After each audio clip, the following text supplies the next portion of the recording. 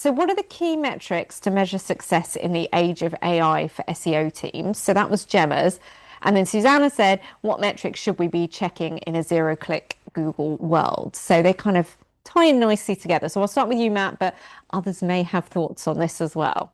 I'm sure they will, because I think the top line here is that it's really difficult to work in a sort of a search space that has those two different paradigms, because obviously zero-click search, the thing that we used to measure was the clicks. Yeah. So inherently that metric becomes a little bit more challenging.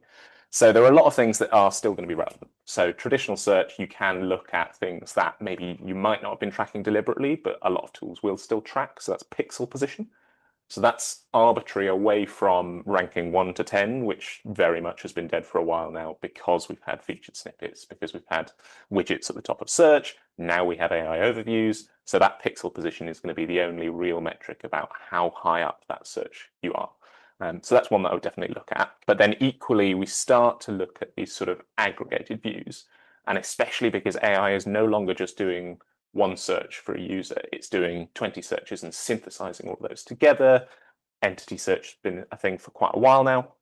We need to start looking at actually what is the overall visibility for this topic? What is this entity that I'm trying to communicate to my users?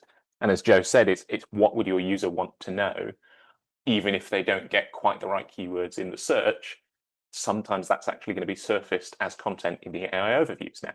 So that visibility percentage over your topic, I think, is another really important one. And I think that then helps give you some of these other metrics that actually we haven't really had before, but we've maybe wanted. So share of voice, share of mentions, share of citations. These are all really good ways of seeing actually in this competitive space, particularly in places like travel, e-commerce, where you have these very direct competitors.